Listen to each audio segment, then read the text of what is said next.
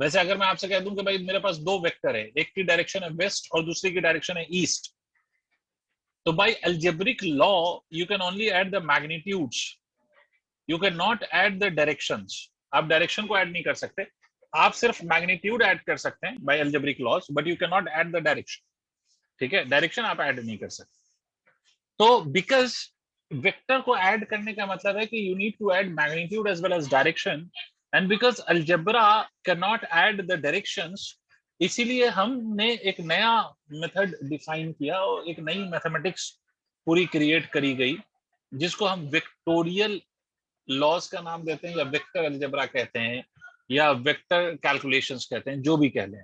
ठीक है, तो वेक्टोरियल मेथड जो होगा वो बेसिकली क्या होगा, ऐसा मेथड है जिसमें हम मैग्नीट्यूड और डायरेक्शन दोनों को ऐड कर सके। और वो है क्या, तो उसी पे तो ये पूरा चैप्टर पढ़ना है, तो इसलिए वो उसके लिए अभी बेफिक्र रहो।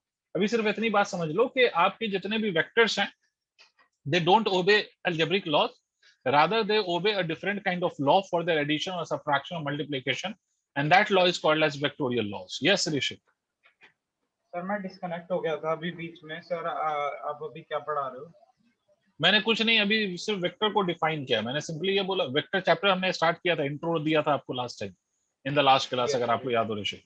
तो बेसिकली वही वेक्टर हम डिफाइन कर रहे हैं। तो लिखिए डेफिनेशन, जो मैंने बकाया जो इतनी देर वही लिखवा रहा हूँ, तो लिख लीजिए, आपको समझ आ जाएगा। लिखिए वेक्टर की डेफिनेशन में, a physical quantity which has both magnitude and direction, a physical quantity which has both magnitude and direction and obeys, physical quantity which has both magnitude and direction and obeys vectorial laws. क्या ओबे करता है, तो obeys vectorial laws and obeys vectorial laws is known as vector quantity. इसका मतलब है कि vector quantity, sir मैं कह रहा था सर, जैसे वेक्टर क्वांटिटीज जो होती हैं ऐसा होता है कि उनके पास डायरेक्शन ना हो बट वो वेक्टोरियल लॉ क्योंकि ओबे करती हैं तो वेक्टर क्वांटिटी हैं। नहीं ऐसा नहीं होता। हाँ, ये भले होता है कि कोई क्वांटिटी, अभी आ रहा हूँ उस बात पे, कि किसी क्वांटिटी में मैग्नीट्यूड और डायरेक्शन दोनों हो, still it doesn't obeys vectorial law. ये तो होता है, बट ये नहीं होता कि किसी क्वांटिटी में डायरेक्शन नहीं है तो वेक्टोरियल लॉ ओबे कर रहा है। बिकॉज अगर डायरेक्शन ही नहीं है तो वेक्टोरियल लॉ को ओबे कैसे करेगा? बिकॉज वेक्टोरियल लॉ का मतलब ये है कि उसमें डायरेक्शन इन्वॉल्व होगी। नहीं समझे भाई? ऋषिक भाई, आप मेरी बात समझे? Yes sir. देखो, वेक्टर लॉ का मतलब ये है कि भाई ऐसी क्वांटिटी होनी चाहिए जिसमें डायरेक्शन इन्वॉल्व हो। अगर डायरेक्शन इन्वॉल्व नहीं है तो वेक्टोरियल लॉ का कोई मतलब ही नहीं बना ना। फिर तो अलजेब्रा से आप ऐड कर लीजिए ना। खैर, तो मैंने आपसे ये बोला कि वेक्टर क्वांटिटीज का मतलब है कि ऐसी क्वांटिटी जिसमें मैग्नीट्यूड और डायरेक्शन दोनों होंगे और साथ साथ they will obey vectorial law for their addition और सब्ट्रैक्शन एंड जो भी है। ठीक है, अब देखिए, हाँ, ऐसी कुछ क्वांटिटीज हैं जिसमें मैग्नीट्यूड और डायरेक्शन दोनों होते हैं, and despite of this they are not considered as vector quantity. उसका कारण क्या है? तो उसका कारण, अब इस बात को समझो। मैंने आपसे बोला है कि वेक्टर होने के लिए सिर्फ magnitude and direction is not only the criteria. Vector होने के लिए डायरेक्शन के साथ साथ the quantity should obey vectorial laws. ये भी तो मैंने बोला है आपको। क्वांटिटी सिंपल अलजेब्रा से ऐड नहीं होनी चाहिए, मतलब उसको ऐड करने के लिए आपको वेक्टर लॉज चाहिए। अगर वो सिंपल अलजेब्रा को ओबे कर रहा है फॉर इट्स एडिशन और सब्ट्रैक्शन, तो फिर despite of having the magnitude and direction, और इसको अच्छे से कह लो, तो despite of having direction the quantity will be considered as a scalar only if it doesn't obeys vectorial law. Did you understand? Direction होगा फिर भी वो वेक्टर नहीं कहलाएगी अगर वो वेक्टोरियल लॉ को ओबे नहीं करती। जैसे इसका एग्जांपल क्या है सर? एग्जांपल है इलेक्ट्रिक करंट। और आप लोगों ने क्लास 10 पास किया है होगा, आज रिजल्ट आया आप लोगों का या नहीं? या आप लोगों का रिजल्ट अभी नहीं आया, अभी बाद में आएगा? आज 12th वालों का आया है शायद। हमारा आज नहीं आया, सीबीएसई के पैटर्न के हिसाब से परसों आना चाहिए या कल। कल या परसों, ठीक है। आज ट्वेल्थ का रिजल्ट आया है ना। तो खैर, तो मैं आपसे ये कह रहा हूँ कि अगर आपने ट्वेल्थ में जरा सॉरी 10th में जरा सा भी कभी पढ़ा हो, तो आप लोगों ने पढ़ा होगा कि electric current has its direction, and what is the direction of electric current. तो आप लोगों को याद दिलाने के लिए मैं बता दूं कि इलेक्ट्रिक करंट की डायरेक्शन जो होती है वो opposite to the direction of flow of electrons होती है। याद है? जिस डायरेक्शन में इलेक्ट्रॉन फ्लो करता है उसके अपोजिट डायरेक्शन में आपका करंट फ्लो करता है। मतलब अगर ये कंडक्टर है, इसमें इलेक्ट्रॉन इधर फ्लो कर रहा है, तो आपका करंट इधर फ्लो करेगा, तो करंट में डायरेक्शन हो गई या नहीं हुई? ऑफ कोर्स हो गई, because current has a fixed direction and that is always opposite to the direction of flow of electron. अरे हाँ ना बोलो दोस्त। Yes, sir. But still it is called as scalar quantity. इसके बावजूद, because though its have direction, still it will not be considered as a vector quantity, it is called as scalar quantity. अब क्यों sir, ऐसा क्यों? Because आप जब current को add करते हैं या सब्ट्रैक्ट करते हैं, तो फॉर द एडिशन और सब्ट्रैक्शन करंट वेक्टोरियल लॉ को ओबे नहीं करता, it only obeys the simple laws of algebra. जैसे मैं आपसे कह दूं कि भाई इधर से कुछ करंट आ रहा है, लेट अस से कि इधर से कुछ करंट आ रहा है 4 एम्पियर का, इधर से कुछ करंट आ रहा है 2 एम्पियर का, ठीक है। ये दोनों करंट आए और ये दोनों करंट यहाँ पर मीट कर जाएं अगर, तो ये जो नेट करंट आप लिखेंगे, you net current you will simply write it as 6 ampere. Net current की वैल्यू जब आप लिखेंगे तो सिंपली 6 लिखेंगे आप। And this method of addition is the basic algebraic method of addition, जो आप बचपन से करते आए, यही तो अलजेब्रिक मेथड है एडिशन का। तो आप वही तो फॉलो कर रहे हैं यहाँ पर, समझ रहे हैं आप मेरी बात? अरे हाँ ना Yes, sir. बोलिए सर। तो इसलिए आपका ये जो आपका करंट है, despite of having direction, it is not considered as vector quantity. ऐसे ही अगर मैं प्रेशर की बात करूं, प्रेशर का नाम सुना है आप लोगों ने? Yes, sir. Pressure, force upon area. तो प्रेशर की भी अगर मैं बात करूं तो प्रेशर में भी मैग्नीट्यूड होता है और डायरेक्शन होता है, still it is not considered as vector quantity because it also doesn't obeys vectorial law. मतलब प्रेशर को आप सिंपली ऐड या सब्ट्रैक्ट कर सकते हैं by the simple rules of algebra, तो that is why pressure is also a scalar quantity despite of having magnitude and direction. तो इसका मतलब है सर कि देयर आर फ्यू एक्सेप्शंस, जो मैंने आपको बता दिया, जैसे 2 एक्सेप्शन आपके लेवल पे, इलेक्ट्रिक करंट और प्रेशर, जिसमें मैग्नीट्यूड डायरेक्शन दोनों है, still they are not considered as vector. Other than that, other than these exceptions, other than these two, आप याद रखिएगा the major difference between scalar and vector is of direction. भाई इन दोनों को अगर हटा दूं मैं थोड़ी देर के लिए, इस एक्सेप्शंस को हटा दूं, तो आप इस बात को याद रखिए कि जो मेजर डिफरेंस है ना स्केलर और वेक्टर का, that major difference is of direction. Clear हो गई बात? Yes, sir. भाई सबको बात समझ आ गई? मैं आगे बकूं? Yes, sir. ठीक है। Yes, अब sir. मेरी कुछ और बातें सुनो। अब basic basic point related two vectors. सबसे पहला बेसिक पॉइंट कि सर किसी भी वेक्टर को हम ज्योमेट्रिकली या डायग्रामेटिकली या ग्राफिकली कैसे रिप्रेजेंट करते हैं। मतलब अगर कोई क्वांटिटी वेक्टर क्वांटिटी है तो हाउ इज दैट रिप्रेजेंटेड, ठीक है, उसको हम रिप्रेजेंट कैसे करते हैं। अगर कोई क्वांटिटी वेक्टर क्वांटिटी है तो हाउ इट इज रिप्रेजेंटेड। तो याद रखिएगा कि अगर कोई क्वांटिटी वेक्टर है तो उसको रिप्रेजेंट करते हैं हम बाय एरो हेडेड लाइन। मतलब एक लाइन ड्रॉ करेंगे जिसमें क्या होएगा, जिस वो एरो वाली लाइन, एरो होगा, मतलब एक्चुअली में एरो से हम वेक्टर को रिप्रेजेंट करते हैं ज्योमेट्रिकली। मतलब मान लो कि अगर मुझसे कहा गया 2 वेक्टर है तो मैं 2 एरो बना दूंगा, 4 वेक्टर है 4 बना दूंगा। तो this is just the representation of a vector, जिसमें इसका बेसिक एरो क्यों बनाते हैं, तो एरो से हमने बेसिकली हम ये अज्यूम करते हैं कि जो लाइन है that represents the magnitude of that vector, ये line will be representing the magnitude, और ये जो एरो वाला पार्ट है दैट रिप्रेजेंट्स द डायरेक्शन। इसका ये मतलब नहीं है कि डायरेक्शन इधर ही है, रिप्रेजेंटेशन की बात कर रहा हूं कि ये किसको रिप्रेजेंट कर रहा है, ये रिप्रेजेंट करेगा डायरेक्शन को। ये किसको रिप्रेजेंट करेगा? डायरेक्शन को। तो इसीलिए एरो वाली लाइन क्यों बनाते हैं हम, ताकि इससे 2 मीनिंग पता चले कि लाइन का मतलब मैग्नीट्यूड और एरो का मतलब डायरेक्शन। क्लियर? इसमें एक और बात याद रख सकते हैं कि इसमें ये वाला जो एंड है, this is also called as tail of the vector, और इसको हम हेड ऑफ द वेक्टर भी कहते हैं, एरो को हम हेड भी कहते हैं, ठीक है। तो ग्राफिकली हम वेक्टर को रिप्रेजेंट करने के लिए we make arrow headed line. अब दूसरी बात, अगर कोई क्वांटिटी अपने आप में वेक्टर है, जैसे बहुत सारी क्वांटिटी है, जैसे फोर्स वेक्टर है, वेलोसिटी वेक्टर है, एक्सेलरेशन वेक्टर है। अगर क्वांटिटीज वेक्टर हैं, ध्यान से सुनिएगा सर क्या बोल रहा हूँ, क्वांटिटीज अगर वेक्टर है तो वेक्टर क्वांटिटी के ऊपर ऐसा छोटा सा एरो बना देते हैं। देखा है आप लोगों ने बुक्स के अंदर?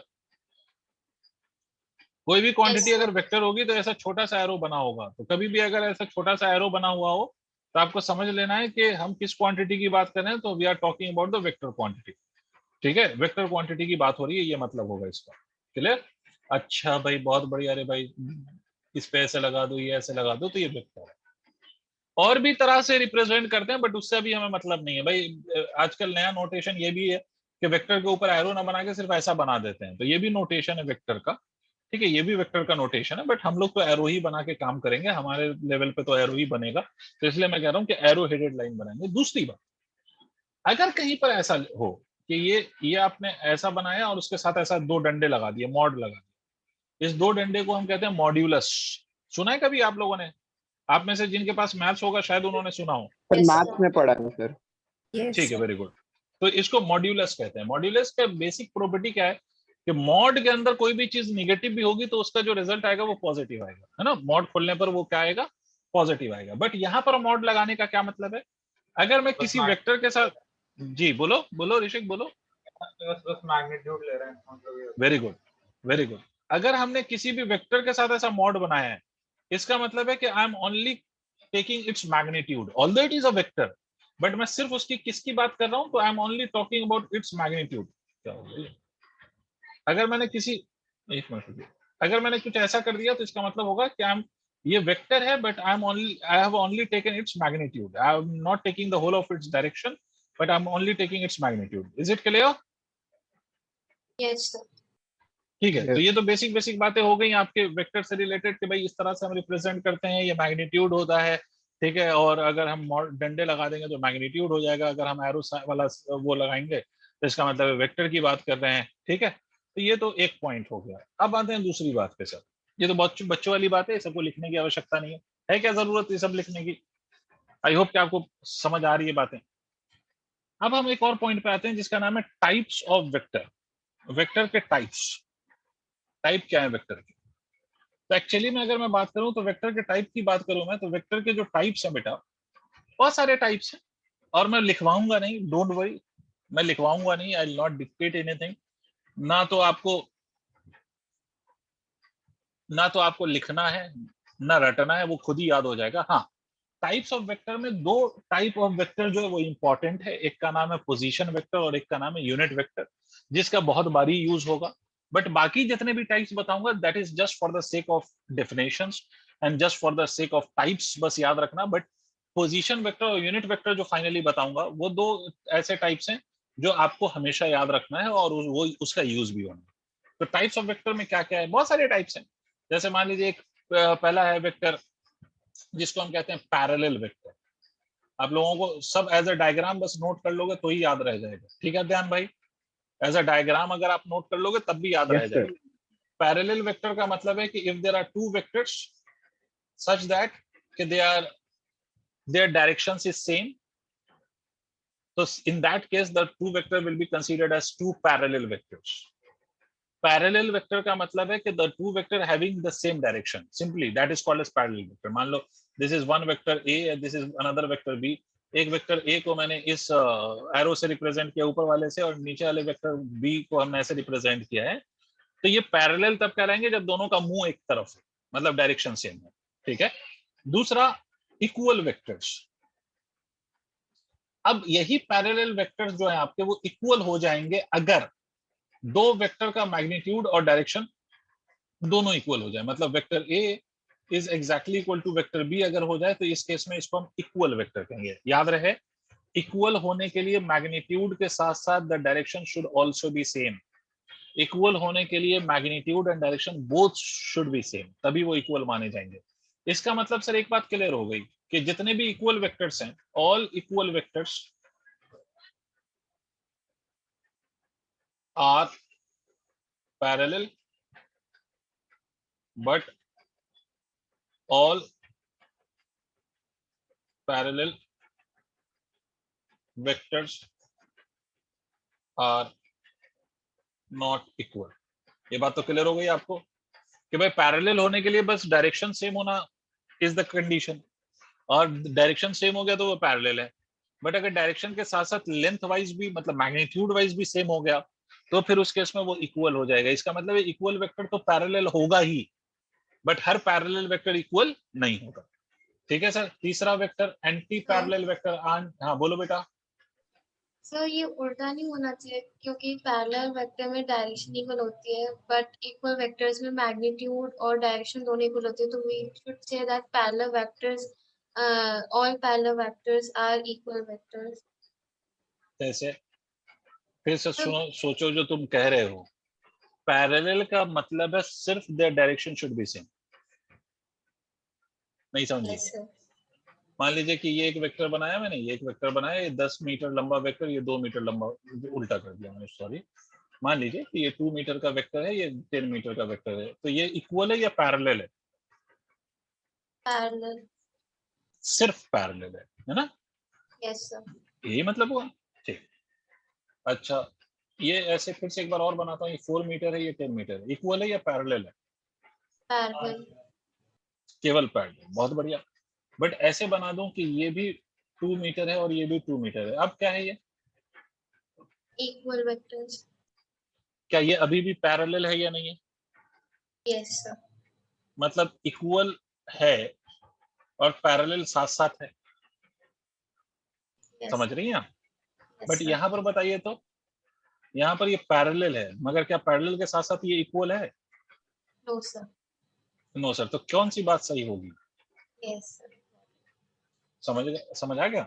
बात कौन सी सही होगी? बात ये सही होगी कि all equal vectors are automatically parallel. समझे बेटा?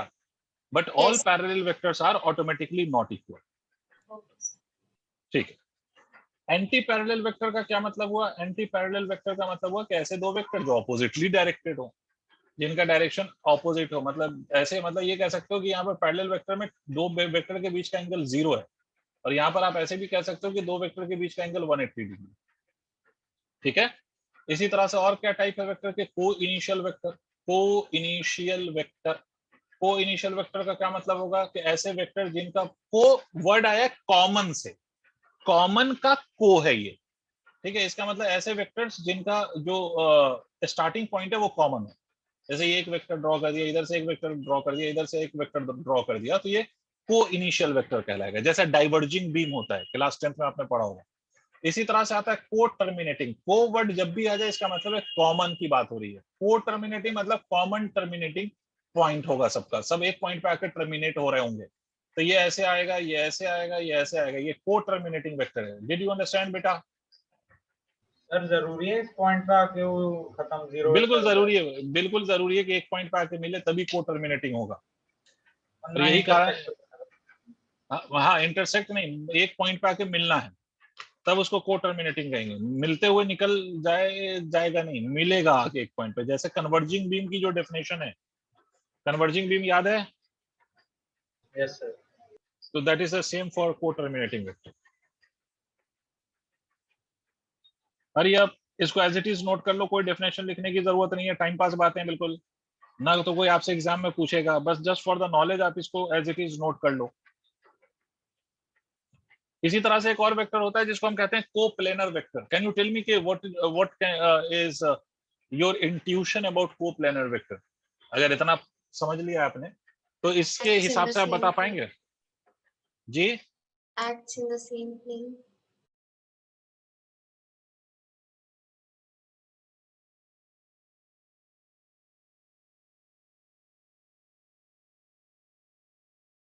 So you are not audible.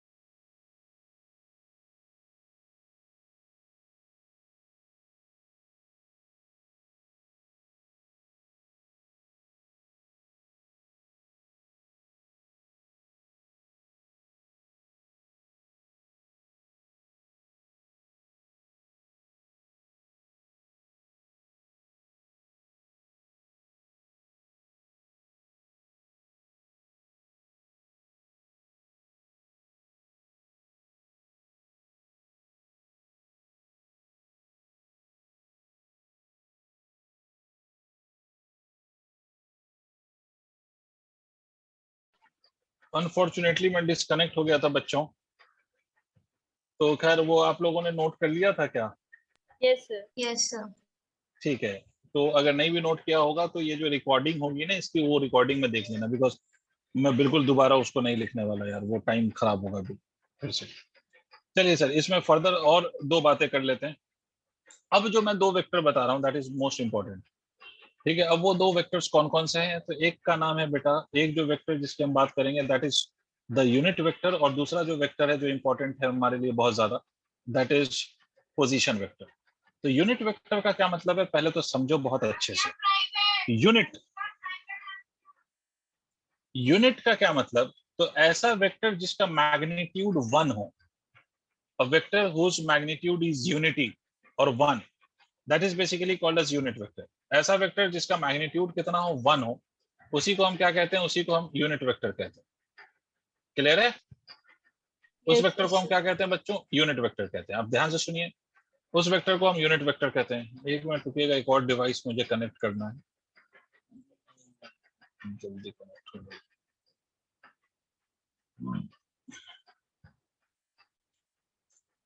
तो देखिए सर, यूनिट वेक्टर का बेसिक मतलब, यूनिट वेक्टर जो आपको वेक्टर मैंने बोला यूनिट वेक्टर, इसका बेसिक मतलब vector having unity magnitude, vector having unity magnitude. ऐसा कोई भी वेक्टर जिसका मैग्नीट्यूड एग्जैक्टली 1 के बराबर हो, वो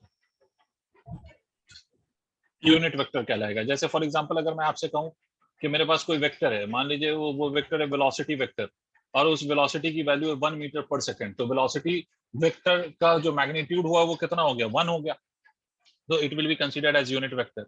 इसी तरह से मैं कहूं force is equal to 1 newton, तो force is a vector quantity और मैग्नीट्यूड कितना मैंने कंसीडर किया है? तो 1। तो इस केस में ये कैसा वेक्टर बन जाएगा? तो ये यूनिट वेक्टर बन जाएगा। क्लियर है?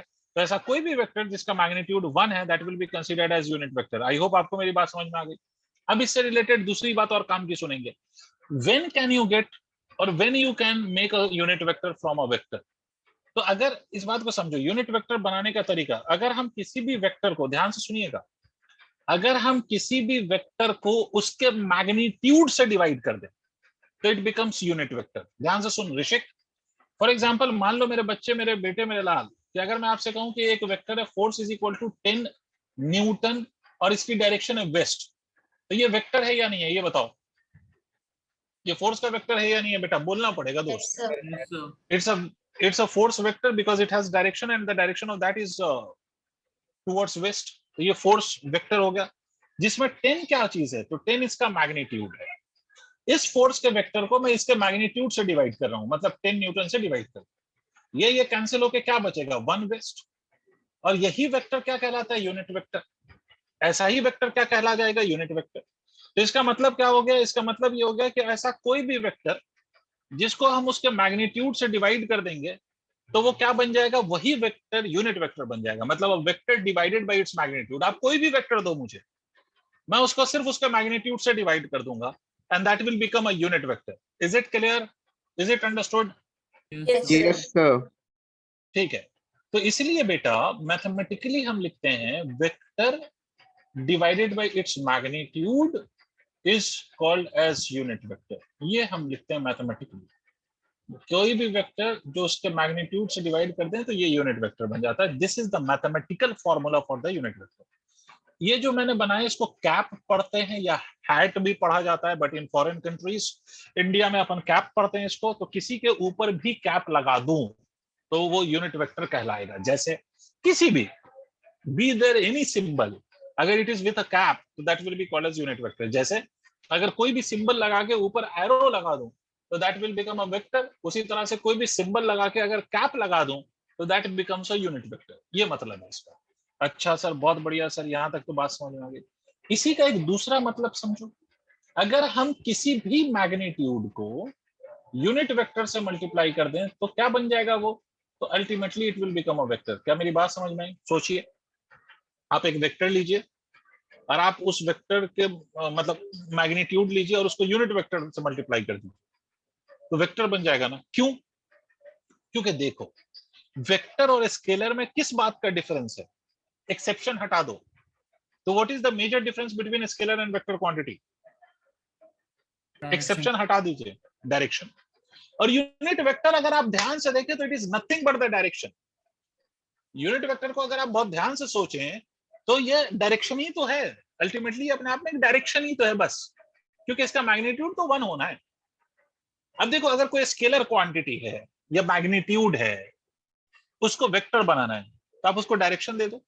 डायरेक्शन देने के लिए क्या करो, तो तरीका यह कि डायरेक्शन देने का मतलब कि उसको यूनिट वेक्टर से मल्टीप्लाई कर दो। नहीं आया, आप किसी भी मैग्नीट्यूड को यूनिट वेक्टर से मल्टीप्लाई कर दो तो वो क्या बन जाएगा, वो वेक्टर बन जाएगा। आया ही नहीं रे। बात समझ आई या नहीं ये आई? एक बार प्लीज फिर से रिस्पॉन्ड। समझा दीजिए सर, ये फिर नहीं से आया। सुनिए, फिर से सुनिए, फिर से सुनिए। स्केलर और वेक्टर में किस बात का फर्क है? डायरेक्शन का। अब मान लो कि मैंने लिखा 4 मीटर, ये अभी स्केलर या वेक्टर है बेटा? Sir scalar. बहुत बढ़िया साहब। इसको अगर मैं एक ऐसे वेक्टर से मल्टीप्लाई कर दूं जिसका अपना मैग्नीट्यूड 1 है, मतलब यूनिट वेक्टर, मतलब एक ऐसा वेक्टर है जिसका मैग्नीट्यूड 1 है, उसकी डायरेक्शन वेस्ट है, मान लो। अब ये रिजल्ट क्या बन जाएगा बताओ बच्चे, अब ये रिजल्ट क्या बन जाएगा, सोच मेरा बेटा। 4 मीटर वेस्ट। 4 मीटर वेस्ट, तो will it be a scalar now और it has become a vector? Vector. Vector. जिसने पूछा था दोबारा बता दीजिए, अभी समझ आया आपको? यस सर, आ गया। इसका मतलब है कि whenever you multiply a magnitude by a unit vector, ultimately उसका मतलब क्या हुआ, अल्टीमेटली उसका मतलब ये कि you are providing the direction to that magnitude. ठीक है, तो सर एक्चुअली इसका में अगर मतलब आप ये हुआ सर, अगर सर हम स्केलर को वेक्टर से इनटू करेंगे तो सर वो वेक्टर विद मैग्नीट्यूड बन जाए। हाँ मतलब, but that vector can not be any general vector, that vector Okay, should sir. Be only a unit vector. Why? Because अगर मान लो ये 4 मीटर है and if I am multiplying it with it by 1 west such that कि इसका magnitude 1 है, तो इस केस में अनडाउटेडली इस केस में मैं ये कह सकता हूँ कि it will become a vector and 4 metre west. और मैं ये भी कह सकता हूँ कि इसके अपने मैग्नीट्यूड पे कोई फर्क नहीं पड़ा, the scalar value remains the same and it becomes a vector at the same time. ठीक है, बट सर अगर ऐसा हो जाए, अगर इसी केस में ऐसा हो जाए आपके अकॉर्डिंग, या मान लीजिए हमारे अकॉर्डिंग, हम ऐसा सोच लें अगर कि अगर मैं इसको कोई भी, सर आपने बोला था डायरेक्शन देना है तो वेक्टर से मल्टीप्लाई करना है, तो अब एक बच्चे ने बोला कि सर मैं इसको 4 वेस्ट से मल्टीप्लाई करूंगा, मुझे 4 अच्छा लगता है तो 4 से ही मल्टीप्लाई करूंगा, तो ये क्या बन जाएगा, ये 16 मीटर वेस्ट बन जाएगा। तो इसका मतलब है कि आपको 4 मीटर को वेक्टर बनाना था, आपने वेक्टर तो बना दिया बस, बट उसकी मैग्नीट्यूड में बदलाव, चेंज आ गया या नहीं आ गया? ठीक है, सर तो आ गया वाइल, सर। है ना, while converting a scalar quantity into a vector, you cannot change its magnitude should remain same। और ये तभी पॉसिबल है जब आप जो वेक्टर जिससे आप मल्टीप्लाई कर रहे हो मैग्नीट्यूड को, वो कौन सा वेक्टर लो, तो वो वेक्टर आप यूनिट वेक्टर लो, तभी ये पॉसिबल। समझ आई बात? दैट इज वाई Okay, मैंने sir. आपसे बोला कि किसी भी स्केलर वैल्यू को अगर आप यूनिट वेक्टर से मल्टीप्लाई कर देंगे तो it will become a vector. अच्छा, इसमें एक और चीज समझ लीजिए, यूनिट वेक्टर तो ऐसे कुछ भी हो सकता है और यूनिट वेक्टर की डायरेक्शन कुछ भी हो सकती है, बट मैग्नीट्यूड कितना रहेगा, ध्यान, magnitude of unit vector will always be 1। Am I right Adhyayan भाई? Yes sir. तो मैग्नीट्यूड हमेशा 1 रहेगा, इसमें कोई शक वाली बात नहीं। यूनिट वेक्टर कुछ भी हो सकता है, उसकी कोई भी डायरेक्शन हो सकती है, मैं बार बार कहता हूं, बट 3 स्पेसिफिक यूनिट वेक्टर हम डिफाइन करते हैं। ध्यान से सुने आप लोग, हम लोग 3 स्पेसिफिक यूनिट वेक्टर डिफाइन करते हैं और वो 3 specific unit vector 3 specific direction को रिप्रेजेंट करते हैं। और वो क्या क्या है? आई कैप है, जे कैप है, कैप लग गया मतलब unit vector, and K cap. Specifically I cap represents X axis, J cap represents Y axis and specifically K cap represents Z axis. समझ आई बात? Yes, मतलब अगर कहीं पर आई कैप किसी चीज के साथ हो तो इसका मतलब है कि हम उस वेक्टर की डायरेक्शन किधर मानेंगे, पॉजिटिव एक्स एक्सिस। अगर माइनस आई कैप हो तो क्या मानेंगे, तो माइनस आई कैप हो तो हम उसी क्वांटिटी की डायरेक्शन किधर मानेंगे, नेगेटिव एक्स एक्सिस। मतलब अगर इधर है तो आई कैप नेगेटिव, अगर वाई इधर है तो माइनस ऑफ जे कैप हो जाएगा, और अगर ये जेड है तो ये माइनस ऑफ के कैप। फिर से मेरी बात सुनो बहुत ध्यान से, मैंने बोला यूनिट वेक्टर का मैग्नीट्यूड हमेशा 1 होता है, बट उसकी डायरेक्शन कुछ भी हो सकती है, नॉर्थ वेस्ट साउथ ईस्ट कुछ भी हो सकती है। बट स्पेसिफिकली अगर यूनिट वेक्टर आई कैप लिखा हुआ है, या यूनिट वेक्टर अगर जे कैप लिखा हुआ है, या यूनिट वेक्टर अगर के कैप लिखा हुआ है, तो इसका अपना मतलब होगा या इसकी अपनी मीनिंग होगी। And what is that meaning? तो आई कैप का मतलब होगा एक्स एक्सिस, जे कैप का मतलब होगा वाई एक्सिस और के कैप का मतलब होगा जेड एक्सिस। फॉर एग्जांपल अगर मान लीजिए मैंने लिखा 4 आई कैप, इसका क्या मतलब हुआ? पहली बात, ये जो मैंने लिखा है is this quantity a vector quantity और स्केलर क्वांटिटी? पहले तो ये बताओ, the quantity that I have just written 4 I cap, अगर मैंने 4 आई कैप लिखा है तो is it a vector quantity और it's a scalar quantity? What is your response to this? बोलो बेटा, क्या हो गया? बंद हो गया क्या? जिंदा हूं। हाँ, 4 i cap is a scalar quantity or a vector quantity? What do you say? Vector. Sir, Of vector. course it's a vector ना, because i cap का मतलब ही हुआ कि डायरेक्शन है। i cap का मतलब ही यही हुआ कि इट्स अ डायरेक्शन, राइट? तो ये it's a vector quantity because you have multiplied this magnitude with a unit vector, तो इट्स अ वेक्टर क्वांटिटी। और अगर मैं आपसे पूछूं कि इस वेक्टर की डायरेक्शन क्या है, तो यहां पर मैं कह सकता हूं कि इस वेक्टर की डायरेक्शन क्या है बेटा? बोलो। अरे इस पूरी कहानी तुम लोग समझे नहीं, तुम लोग समझे नहीं। एक्स एक्सिस में इस वेक्टर की डायरेक्शन क्या है? अगर आपसे कोई पूछे कि भाई 4 आई कैप अगर मैंने लिखा है तो इसका मतलब है कि मैं वेक्टर है, 4 I cap is a vector जिसका मैग्नीट्यूड 4 है और इसकी डायरेक्शन किधर है? तो डायरेक्शन एक्स एक्सिस के अलॉन्ग। और एक्स भी कैसा अध्ययन? तो एक्स भी पॉजिटिव। कैसा एक्स? पॉजिटिव एक्स या नेगेटिव एक्स अध्ययन भाई? पॉजिटिव। Positive. वेरी। अब समझे, जैसे अगर मैं लिख दूं 6 माइनस ऑफ जे कैप, क्या मतलब हुआ? It's is it a vector और स्केलर? क्या मतलब हुआ इसका? Sir, vector. Vector. Vector. And इस वेक्टर की डायरेक्शन क्या है? What's the direction for this vector? So opposite to J.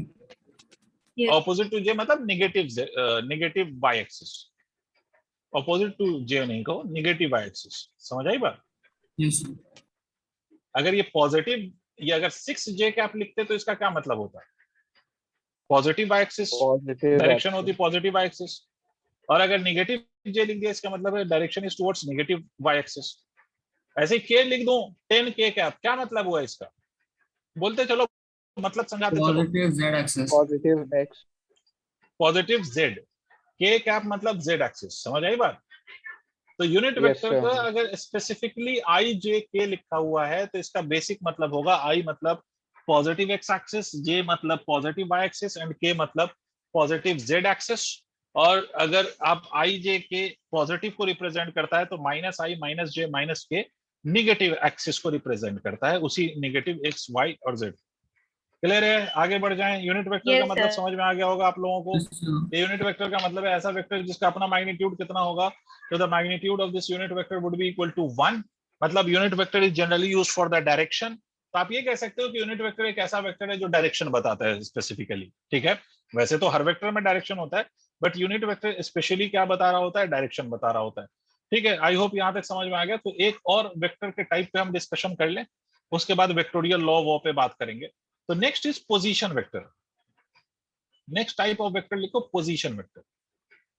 Position vector, अब आप लोगों को इसके नाम से समझ में आना चाहिए। जैसे यूनिट वेक्टर के नाम से आपको समझ में आ रहा होगा, यूनिट मतलब 1, तो यूनिट वेक्टर मतलब ऐसा वेक्टर जिसका मैग्नीट्यूड 1 हो। वैसे अगर आपने पोजीशन वेक्टर लिखा है तो पोजीशन वेक्टर का मतलब ऐसा वेक्टर जो क्या बताएगा?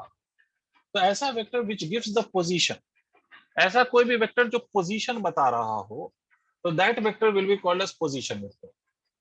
उस वेक्टर का मतलब, उस वेक्टर को हम पोजीशन वेक्टर कहते हैं। क्या मतलब हुआ सर? जैसे मान लो मैं यहाँ पे खड़ा हूं, पहले इमेजिन करो इन चीजों को, है ना? और मान लो कि यहाँ पर कोई ऑब्जेक्ट है, कहीं पर भी है, स्पेस में कहीं पर। स्पेस समझते हो ना?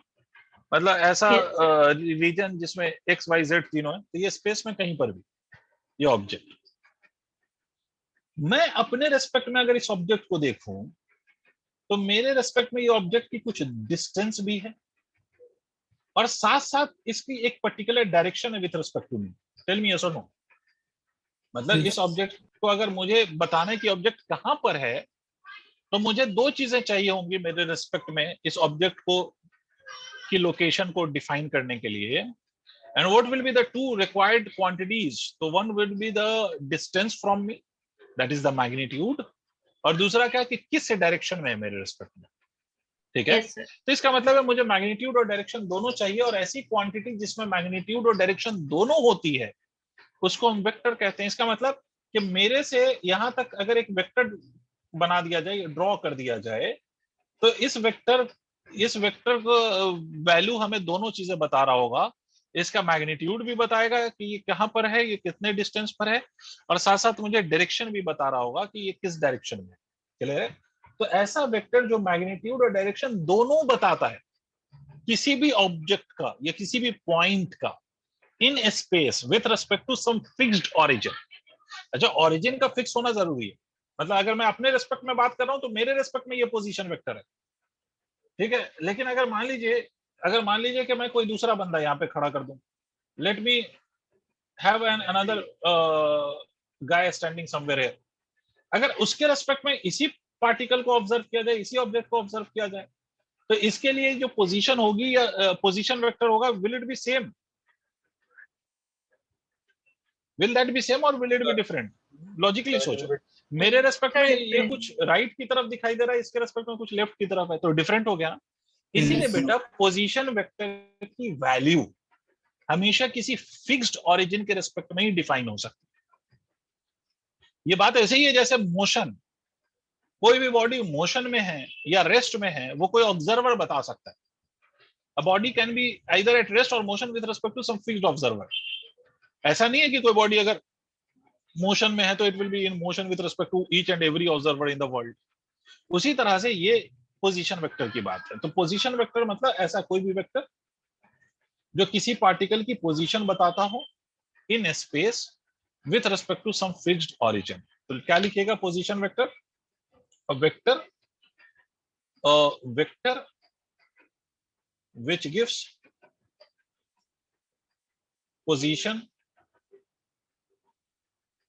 of a point in a space with respect to some fixed origin। इसको रिप्रेजेंट कैसे करेंगे हम? तो पोजीशन वेक्टर हमेशा आर वेक्टर से रिप्रेजेंट होता है। मान लीजिए एक्स है, ये वाई है, जेड है, तो स्पेस हो गया, ये ओरिजिन है, ओरिजिन ओरिजिन ओरिजिन। यहाँ पर कोई पॉइंट है सर यहाँ पर, तो इस पॉइंट को हम रिप्रेजेंट कर रहे हैं, तो ये पॉइंट को रिप्रेजेंट करने के लिए जो हमने वेक्टर ड्रॉ किया है, इस पॉइंट को जो रिप्रेजेंट करने के लिए, यही हमारा पोजीशन वेक्टर है। पोजीशन वेक्टर को बेटा हम आर से रिप्रेजेंट करते हैं। किससे रिप्रेजेंट करते हैं? आर से। पोजीशन वेक्टर को हम आर से रिप्रेजेंट करते हैं। तो आर कहीं पर भी आर के फॉर्म में वेक्टर लिख दूं तो इसका मतलब स्मॉल आर, तो इसका मतलब है कि I am talking specially I am talking about the position vector. अच्छा ध्यान, ये अगर position vector of this point, ये पोजीशन वेक्टर इस पॉइंट का, तो आपको नहीं लगता कि इस पॉइंट में 3 कोऑर्डिनेट्स होंगे? It will be having sir x कौन से कोऑर्डिनेट, वाई पॉइंट का? Coordinate and Z. ये जो पॉइंट है, ये इसको ब्लू बना देता हूं ताकि हाँ सर, दिख हाँ जाए, सर। ठीक है। Yes, sir. तो it will be having all these 3 coordinates, X coordinate, Y coordinate, Z coordinate. मतलब अगर स्पेस में कोई पॉइंट आप लोगे तो उसके पास एक्स एक्सिस के अलोंग भी उसकी कुछ डिस्टेंस होगी, वाई एक्सिस के अलोंग भी उसका कुछ डिस्टेंस होगा, and it will have some distance along Z axis also. Sir कैसे सर? नजारे, अगर एक्स और वाई प्लेन में ये कोई पार्टिकल यहाँ पर है या कोई पॉइंट यहाँ पर है, तो इसमें एक्स दूरी और वाई दूरी दोनों नहीं है। हाँ सर, ठीक है सर। तो अगर नहीं सर, जेड भी मैं आ गया जेड का तो पूछ रहा हूँ सर, जेड कैसे होगा? जेड का मतलब होता है, जेड आप ये टू डायमेंशन जो आप देख रहे हो उसमें ऑब्जर्व नहीं कर सकते। जेड मतलब होता है लेंथ, ब्रेथ और हाइट। 3 चीज सुना है कभी आपने? Yes sir. Cube 3 dimensional object होता है क्यूब, तो यस क्यूब सर। में सिर्फ लेंथ और ब्रेथ होता है या हाइट भी होती है उसकी? सर हाइट भी होती है। तो वो जो तीसरी वाली एक्सिस है that is the Z axis. नहीं सुना है 3D? अब तो हाँ सर, म्यूजिक सुना है सर। म्यूजिक अगर आपने सुना हो, म्यूजिक ए आर रहमान की, अभी ए आर रहमान का कुछ दिन पहले आया था 8D म्यूजिक, 8 डायमेंशंस। पता नहीं वो 8 डायमेंशन किधर है। हाँ, लेकिन वो ईयरफोन लगाओगे, कान में सुनोगे तो ऐसा लगेगा कि वो हर तरफ से आवाज आ रही है। यस तुम सर। लोग कुछ नहीं सुनते हो, देखते हो। चलो ठीक है, चलो भाई। तो ये एक्स कोऑर्डिनेट भी होगा, मतलब एक्स डिस्टेंस भी होगा इसमें, वाई एक्सिस के यस अलोंग भी सर, कुछ डिस्टेंस तीनों होगा और जेड होंगे। एक्सिस के अलोंग भी कुछ डिस्टेंस होगा, तीनों होगा। इसे इस केस में हम पोजीशन वेक्टर को ऐसे कह सकते हैं, combination of all these 3 distances. सोच के देख, पोजीशन वेक्टर में ये तीनों बातें छुपी हुई है ना।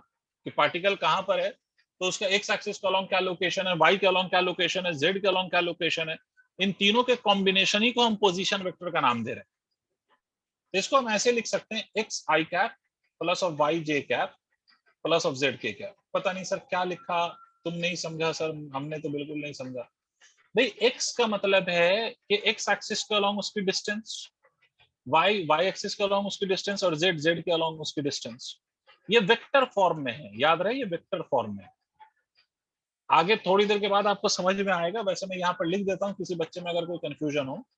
इसकी वैल्यू कितनी आएगी, तो वैल्यू निकालने के लिए आएगा X square plus Y square plus Z square. अगर ये अभी नहीं समझ में आए तो कोई बात नहीं, बट याद रखिए पोजीशन वेक्टर को हम ऐसे लिख सकते हैं, कॉम्बिनेशन ऑफ तीन vectors, x I cap plus Y के जे कैप जेड के कैप। यार नहीं आया सर अगर आगे सर। अगर मान लीजिए जेड 0 है, तो ये आप इसका मतलब होगा 2 dimension X Y plane, X I cap plus Y J cap के कॉम्बिनेशन के बराबर आपका पोजीशन वेक्टर हो जाएगा। ठीक है, इसी तरह से अगर मान लीजिए कहीं पर if y is equal to 0 z is also equal to 0, तो आपका यही पोजीशन वेक्टर क्या रह जाएगा, बस x डायरेक्शन में आपको बता रहा होगा कि पार्टिकल कहां पर है या पॉइंट कहां पर है। ठीक है, यस सर। नोट करिए इसको, पोजीशन वेक्टर मतलब पोजीशन बताने वाला वेक्टर। बस इस बात को याद रखना है, पोजीशन बताने वाला वेक्टर। जैसे मेरे रेस्पेक्ट में तुम्हारी पोजीशन, तुम्हारे रेस्पेक्ट में मेरी पोजीशन, ठीक है, मेरे रेस्पेक्ट में सूरज की पोजीशन, सन की, तुम्हारे रेस्पेक्ट में मून की पोजीशन, किसी की भी पोजीशन, अगर आप किसी भी ऑब्जेक्ट की पोजीशन बता रहे हैं इन स्पेस, तो वो हम हमेशा रिप्रेजेंट करेंगे या डिनोट करेंगे by a vector, and that will be called as position vector. तो इसको भी नोट कर लीजिए, आगे बढ़ते हैं।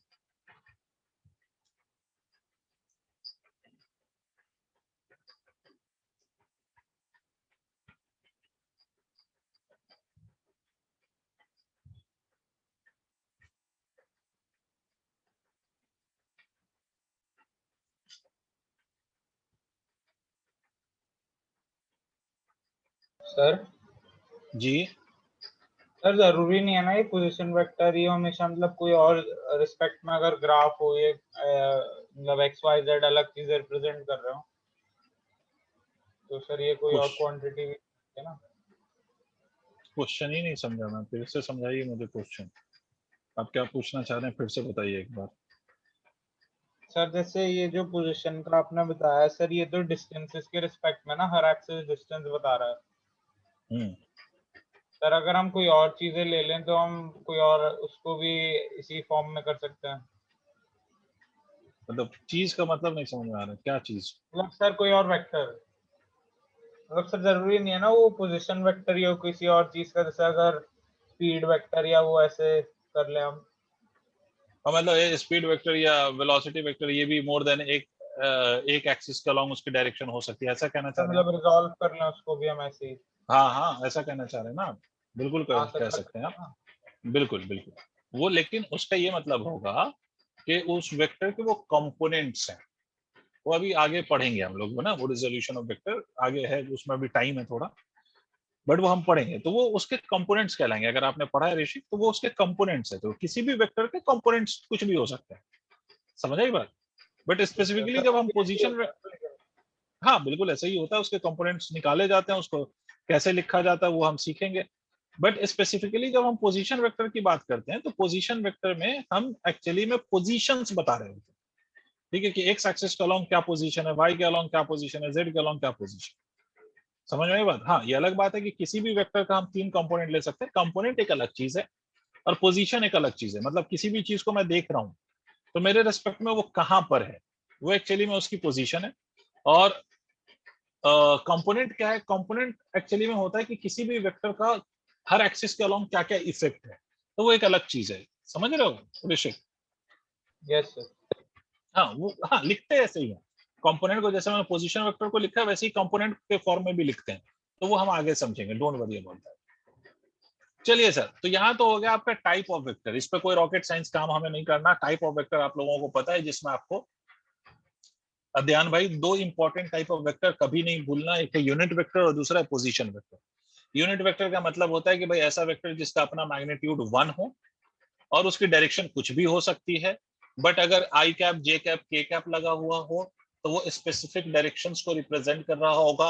आई कैप का मतलब एक्स एक्सिस होगा, वाई कैप का, जे कैप का मतलब वाई एक्सिस होगा, और के कैप का मतलब जेड एक्सिस होगा। These will be the specific directions which will be represented by I cap, J cap and K cap. ठीक है।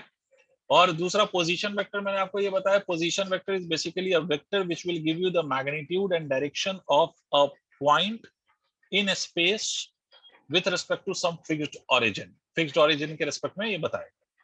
अब हम आते हैं वेक्टर एडिशन पे सर।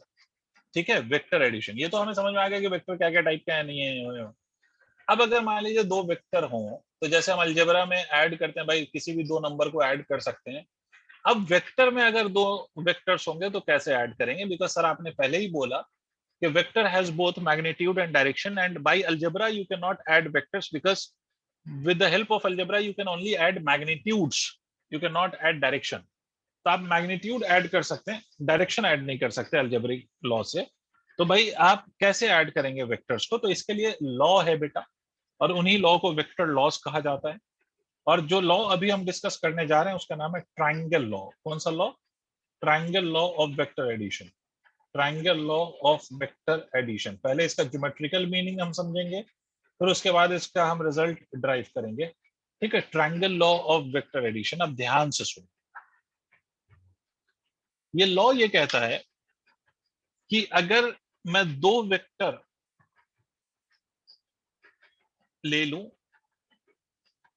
और उन दो वेक्टर को अरेंज कर दूं इन the same order such that they form two sides of a triangle. अच्छा, इससे पहले कि मैं ट्राइंगल लॉ समझाऊं उससे पहले एक चीज समझिए, एंगल बिटवीन द वेक्टर समझ लीजिए पहले। तो एंगल बिटवीन वेक्टर, दो वेक्टर के बीच का angle, angle between the vector, ये बात याद रखिएगा जो मैं बताने जा रहा हूं आपको। Angle between the two vectors का क्या मतलब है?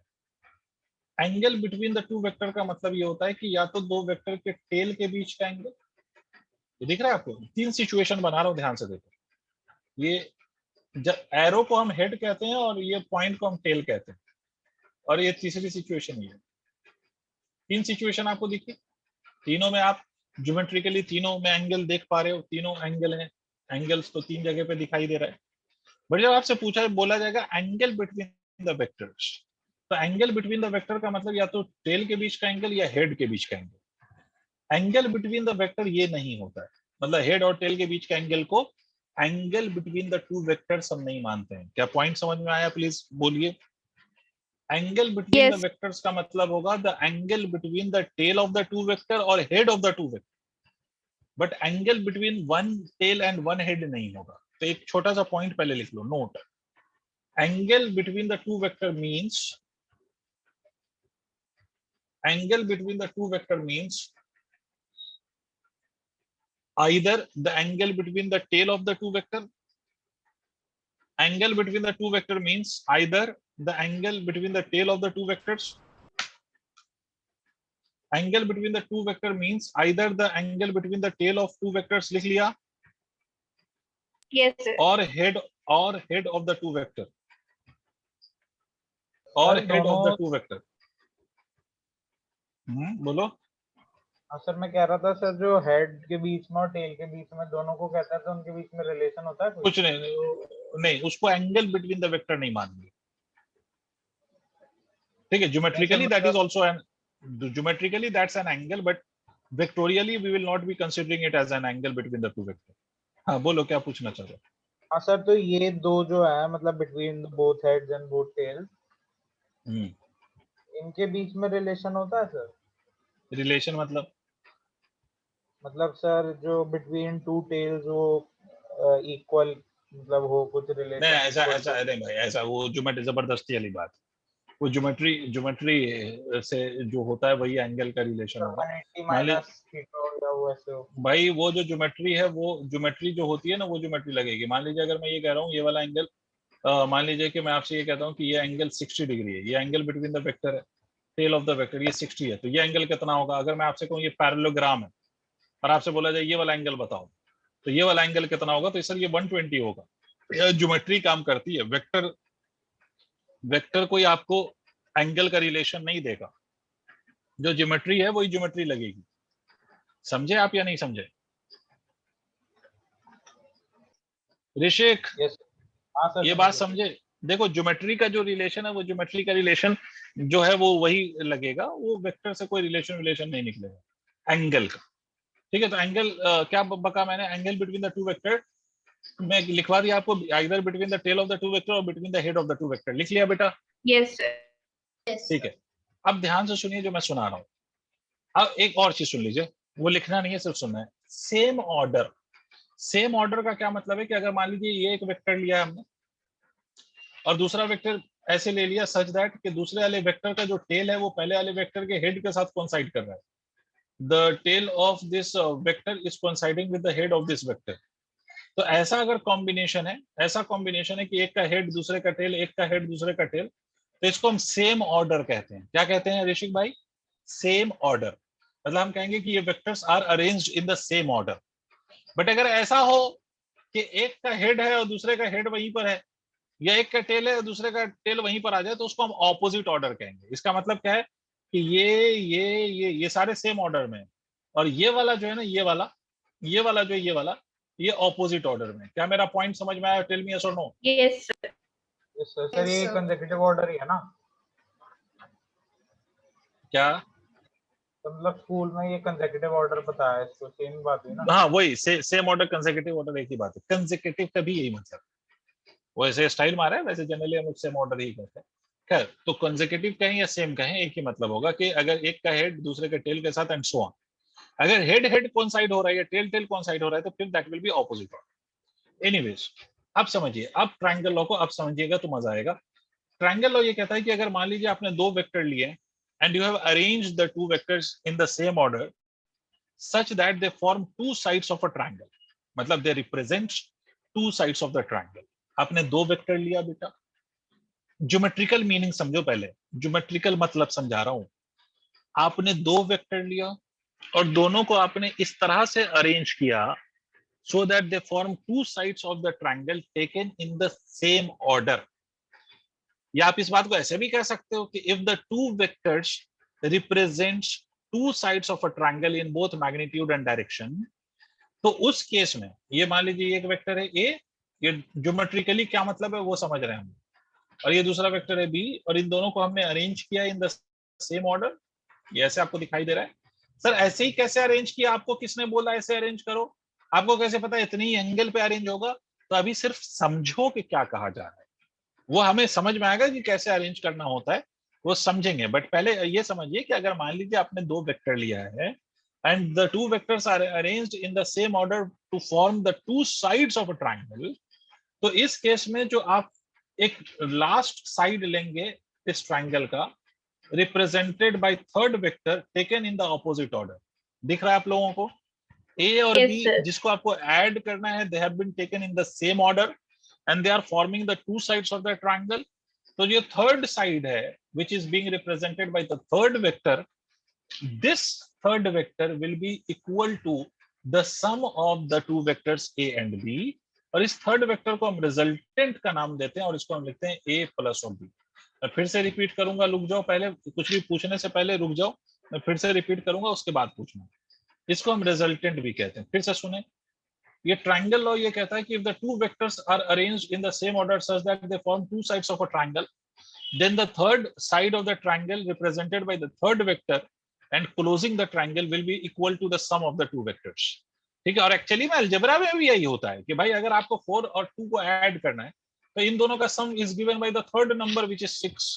तो वैसे ही तो यहाँ पर भी हो रहा है कि ए और बी दो वेक्टर हैं, दो वेक्टर का sum is given by some another third vector जो इन दोनों के सम के बराबर है। और ज्योमेट्रिकली वो कैसे है?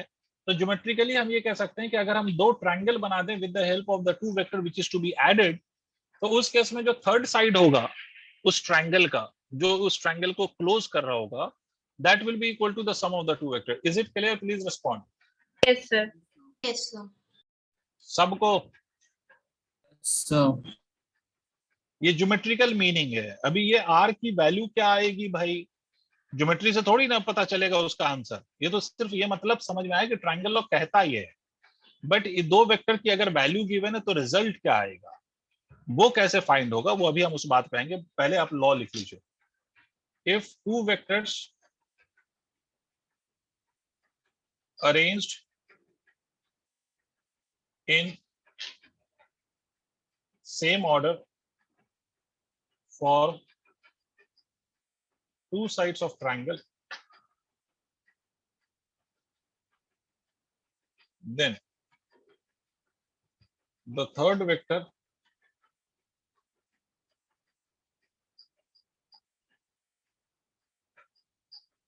taken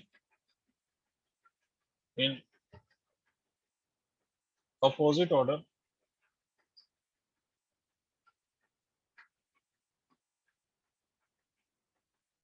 and forming third side of triangle will be equal to the sum of two vectors.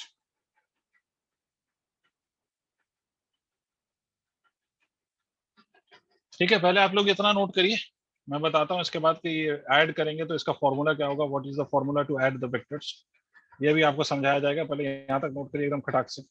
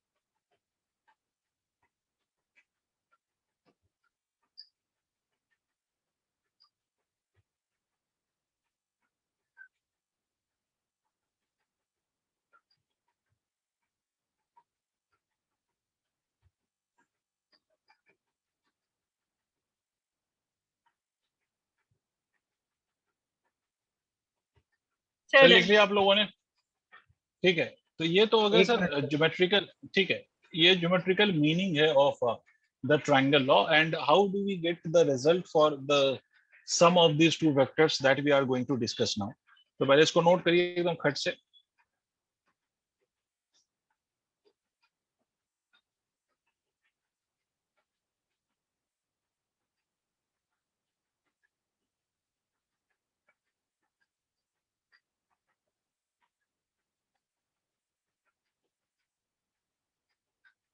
हो गया बच्चे?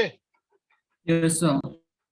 ठीक है, अब देखिए सर इसका ये जो दो वेक्टर को आपने ऐड करा है तो you have got a vector. तो ऑब्वियसली अगर आप दो वेक्टर को ऐड करोगे तो आपको एक वेक्टर मिलेगा।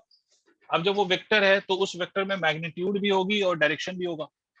You will be having magnitude as well as direction. ठीक है, इस वेक्टर का मैग्नीट्यूड भी होगा और इस वेक्टर का क्या होगा, तो इस वेक्टर का डायरेक्शन भी होगा, दोनों होगा, magnitude as well as direction. तो सर ये कैसे कैलकुलेट करेंगे हम मैग्नीट्यूड और इस वेक्टर की डायरेक्शन? तो उसके लिए we have to derive a result.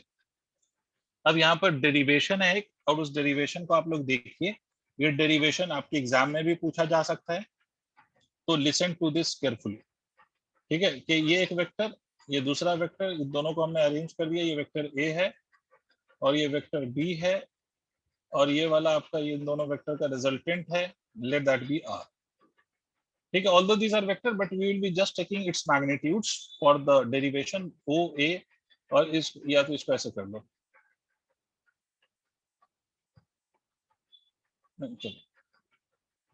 O A B लिख लेते हैं इसको। ठीक है, अब ये जो आपका वेक्टर का ये मेथड है, ये कहता क्या है, कैसे आपको इसका ये दूसरा वेक्टर बी इधर लिख दिया। अब हमें आर का दो चीजें चाहिए, आर की हमें दो चीजें चाहिए। एक तो इसका मैग्नीट्यूड चाहिए कि भाई दो वेक्टर को ऐड करेंगे, जो थर्ड वेक्टर आएगा उसका मैग्नीट्यूड क्या होगा, और जो दो वेक्टर को ऐड करने पर उसका जो थर्ड वेक्टर उसका जो रिजल्ट आएगा उसकी डायरेक्शन क्या होगी। भाई अगर आप दो चीजों को ऐड कर रहे हैं तो भाई उसका मैग्नीट्यूड भी हमें चाहिए और डायरेक्शन भी चाहिए, सीधी बात है। हमें दोनों चीजें चाहिए, magnitude as well as direction, दोनों चाहिए हमें। ठीक है, कि रिजल्ट जो आया, रिजल्टेंट जिसको आप कह रहे हैं, उसका मैग्नीट्यूड क्या है और उसकी डायरेक्शन क्या है, तो आप कैसे पता करें। तो इसको पता करने के लिए हम करते क्या है कि एक्सटेंड कर दीजिए ओ ए को। समझ रहे हो सारे बच्चे, समझ रहे हो? प्लीज बताओ, Yes, sir. आप लोग सबको क्लियर हो रहा है? इसको एक्सटेंड कर दीजिए और इस एक्सटेंडेड लाइन पर यहां से एक परपेंडिकुलर ड्रॉप करिए। ध्यान, कुछ समझ आया आपको? एंड लेट अस से कि this perpendicular cuts this extended line at point B. ठीक है? जी क्या सर तरीका है डेरिवेशन का कि extend OA and drop perpendicular from B on the extended line and let it cut extended line at D। मान लीजिए, तो अगर ऐसा होगा तो सर हमें ये दिख सकता है, देन हम ये कह सकते हैं इन राइट एंगल ट्राइंगल, अगर आप ये ध्यान से देखें तो ODB in the triangle ODB, is it a right angle triangle or not? This whole of the triangle, Yes, sir. Yes, sir. ODB, the whole of the triangle will be a right angle triangle, right? और अच्छा, एक चीज और before I proceed, ये जो होगा ये angle, this will be the angle between the two vectors. Sir theta यहाँ पर क्या है? तो this theta is the angle between two vectors. आप कह सकते हो सर ये कैसे? तो देखो ये ठीक है। अब ये वाला एंगल तो angle between the two vector नहीं कहा जा सकता, क्योंकि मैंने बोला हेड और टेल के बीच का जो एंगल है that will not be considered as the angle between the vectors. Angle between the vector का मतलब या तो हेड और हेड के बीच का एंगल हो या टेल और टेल के बीच का एंगल हो।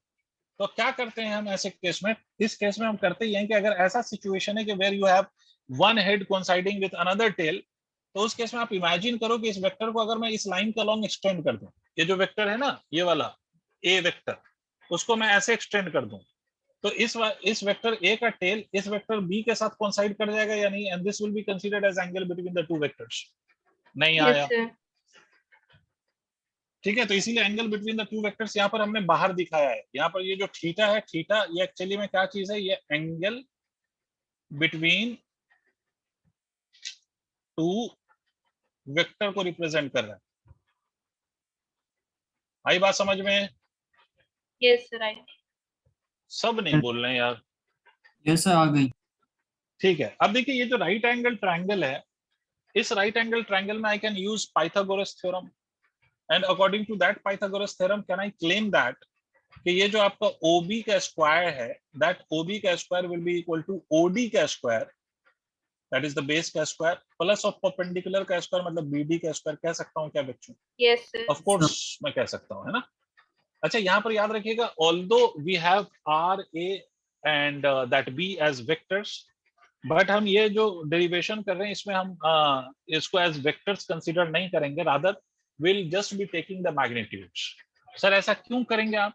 क्योंकि बेटा मैग्नीट्यूड्स को अगर हम ऐड कर देंगे तो मैग्नीट्यूड आ जाएगा रिजल्ट का, रिजल्टेंट का हमें क्या मिल जाएगा? तो रिजल्टेंट का भी हमें मैग्नीट्यूड मिल जाएगा। तो इसलिए I just be taking the magnitudes of the vector to get the result of the magnitude. ठीक है, तो देखो अब ध्यान से सुनना। तो इस ट्रायंगल में फर्दर ये लिख सकते हैं कि OB क्या है? तो अगर आप बहुत ध्यान से देखें तो यू कैन क्लेम दैट कि OB is nothing but is R square. Yes, sir. समझ आई बात? OB क्या है? तो OB is nothing but R, तो R का स्क्वायर हो गया। OD को बेटा हम OA प्लस ऑफ AD लिख सकते हैं, बेशक, Yes. प्लस ऑफ BD का स्क्वायर।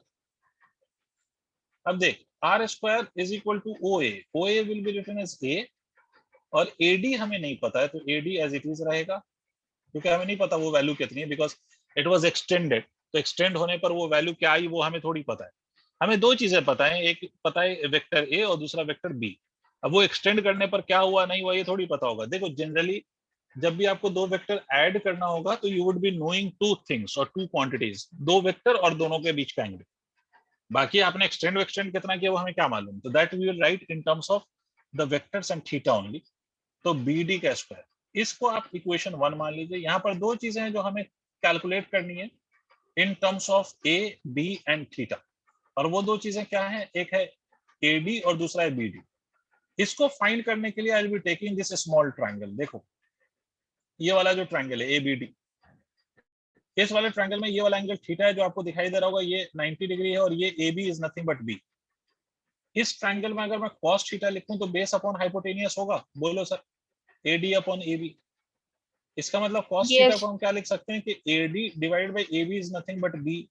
तो AD की वैल्यू कितनी आ गई, B cos theta. One substitution we have got already. AD की वैल्यू कितनी है, B cos theta, this we have got. अब दूसरा सब्स्टिट्यूशन हमें क्या चाहिए, BD चाहिए।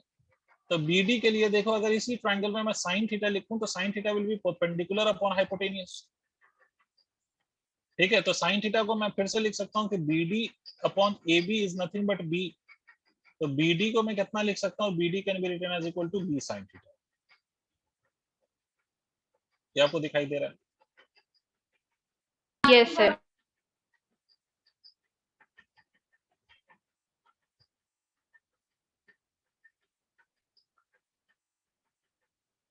पहले यहां तक नोट कर लीजिए, we have got both unknown quantities that is AD and BD, and now we can place these two values or substitute these two values in the equation 1।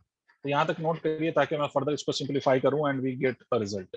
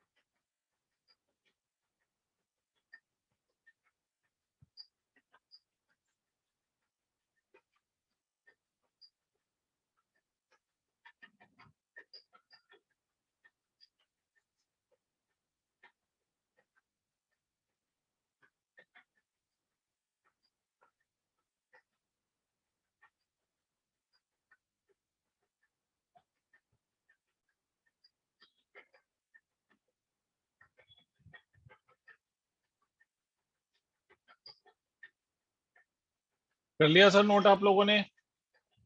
Yes, sir. Done. Yes sir, हो गया। Yes, sir. Done. ठीक है, तो कुछ नहीं करना है, अब इन वैल्यूज को उठा के वहां सब्स्टिट्यूट करिए। तो आपको क्या मिलेगा, R square is equal to A plus of AD। मैंने आपसे बोला था शायद AD कितना आया था, तो AD was equal to B cos theta. यहाँ पर रख दीजिए B cos थीटा का whole square plus of BD was nothing but B sin theta का स्क्वायर। तो इस वैल्यू को आप लिख सकते हैं R square is equal to A square. अब मैथमेटिक्स से जनरल कि A plus B cos theta का होल स्क्वायर, तो ए प्लस बी का whole square, square plus B square plus 2ab cos theta. तो A square plus of B square cos square theta, ठीक है, plus of twice of ab cos theta plus of B square sin square theta. यही तो लिखेंगे आप, plus of B square sin square theta. तो इसको further आप क्या लिख सकते हैं, तो इसको आप लिखेंगे A square plus of B square cos square theta और B square sin square theta में बी स्क्वायर कॉमन ले लीजिए, तो you will get cos square theta plus of sin square theta, ठीक है, plus of 2ab cos theta. cos square theta plus sin square theta is how much, that is equal to 1। ठीक है, तो R square is equal to कितना हो जाएगा, तो R square is equal to A square plus B square plus of 2ab cos theta आ जाएगा, because it has become equal to 1। तो ये हो Yes, गया sir. सर आपके magnitude of resultant of the two vectors. तो इसको finally हम ऐसे याद रखते हैं, under root of A square plus B square plus of 2ab cos theta. This is the formula which gives you the value of the sum of the two vectors. This is the magnitude, or this gives you the magnitude of result of two vectors or result of sum of two vectors or magnitude of resultant, जो भी कह लो आप, where A is the magnitude of one vector, B is the magnitude of another vector and theta is the angle between the two vectors। ठीक है, theta क्या चीज है, angle between the two vectors.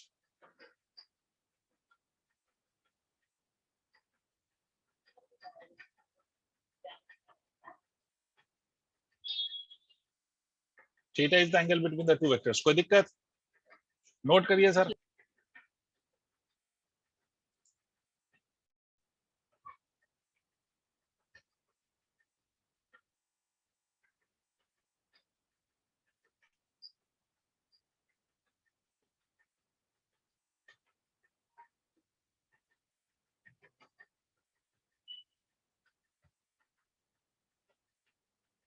सबने नोट कर लिया?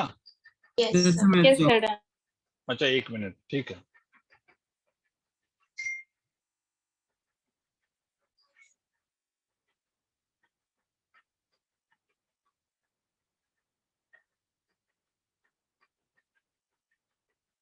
Done, sir. अब देखिए, ये तो हो गया magnitude of resultant of two vectors. अब इसमें एक चीज और समझिए सर, ये जब आप दो वेक्टर को ऐड करेंगे तो result will also be a vector, right? तो अगर आपके इस वेक्टर का मैग्नीट्यूड है तो इसकी कुछ डायरेक्शन भी तो होगी। अब इस रिजल्टेंट की डायरेक्शन का क्या मतलब होता है? तो आप लोग ध्यान से देखें कि रिजल्टेंट की डायरेक्शन का मतलब होता है कि the angle that it makes with the vector A, ठीक है? ए वेक्टर के साथ जो एंगल फॉर्म हो रहा है, ये जो एंगल फॉर्म कर रहा है, इस एंगल को मैं अल्फा नाम दे रहा हूं।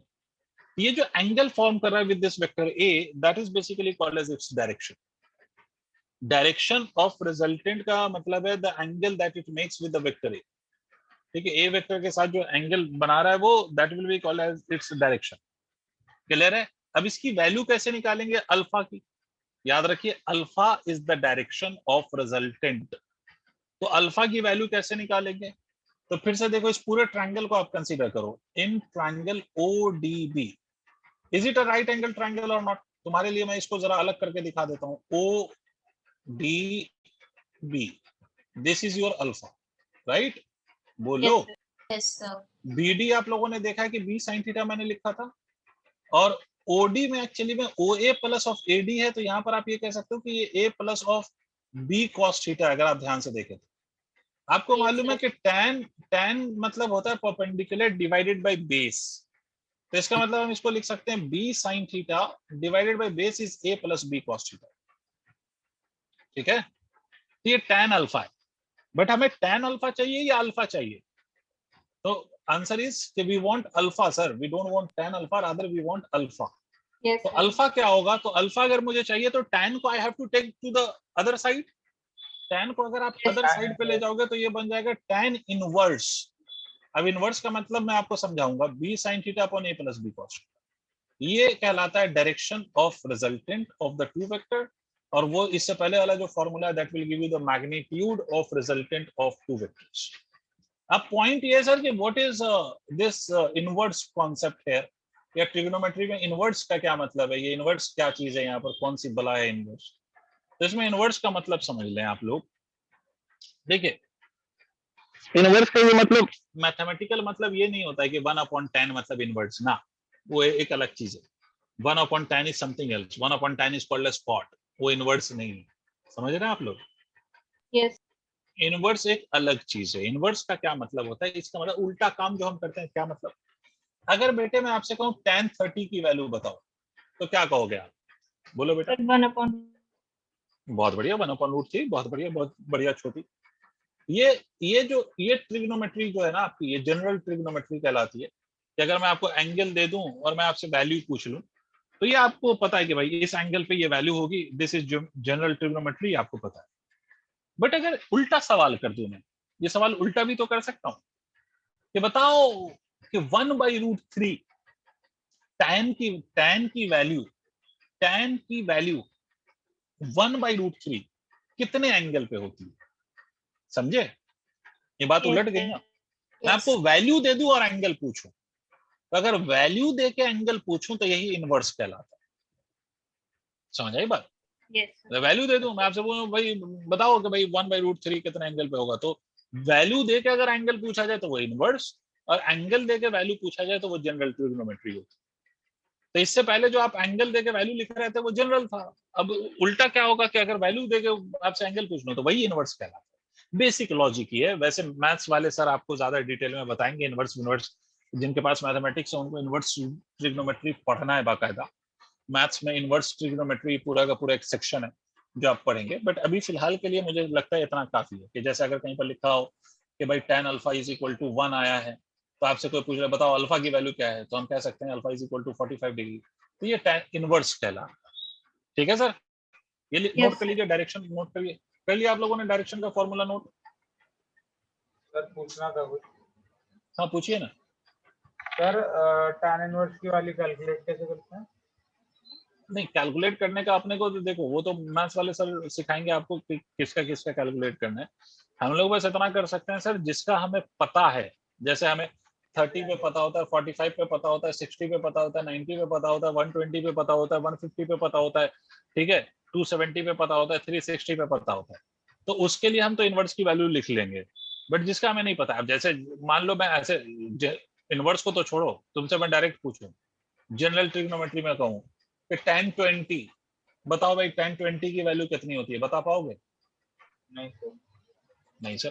ठीक है, तो उसी तरह से अगर हम मुझसे कोई कह दे कि भाई tan की वैल्यू आई है 1/3, बताओ कितने एंगल पे होगा ऐसा, मुझे पता ही नहीं है, तो उसको वहीं छोड़ देंगे। जैसे मान लो कभी आपका आंसर आता है, जरूरी नहीं है ना कि एग्जैक्ट आंसर आएगा, मान लो tan अल्फा बराबर आ गया 1/3, अब हमें पता ही नहीं कि ये कितने पे होता है, तो हम आंसर को बस ऐसे लिख देंगे, alpha is equal to tan inverse 1/3। नहीं आया भाई, हर वैल्यू के लिए आपको थोड़ी ना, हर वैल्यू के लिए थोड़ी ना पता है आपको, हर एंगल के लिए वैल्यू थोड़ी ना पता है, समझ गए? तो इसलिए हम हर एंगल के लिए वैल्यूज नहीं लिख सकते। ओके, तो आई होप कि अब आप लोगों को ये बातें समझ में आ गई हैं। दो चीजें मैं फिर से रिपीट कर दूं थोड़ी स्पीड में, कि जब भी आप दो वेक्टर को ऐड करेंगे तो the sum of the two vector will be given by the third vector, जिसका मैग्नीट्यूड कितना होगा, तो the magnitude of that would be equal to under root of a square plus b square plus 2ab cos theta, where theta will be the angle between the vectors, और angle between the vector का मतलब होता है angle between the tail of the two vectors, इस बात को हमेशा याद रखिएगा, या head of the two vectors. But angle का ये मतलब नहीं होगा, एंगल का ये बिल्कुल मतलब नहीं होगा कि एक का हेड और दूसरे का टेल, ये मतलब नहीं होगा एंगल का, ठीक है। दूसरा, डायरेक्शन क्या होगी रिजल्टेंट की, बिकॉज दो वेक्टर का सम भी अपने आप में वेक्टर होगा, तो उसकी डायरेक्शन भी होनी चाहिए। तो direction will be given by this formula, alpha is equal to tan inverse b sin theta divided by a plus b cos theta. I hope सबको क्लियर है। Yes, तो sir. इसके बाद अब इस पे रिलेटेड क्वेश्चंस या इस पे रिलेटेड कुछ और डिस्कशंस, ये सब अब हम नेक्स्ट क्लास में करेंगे। थैंक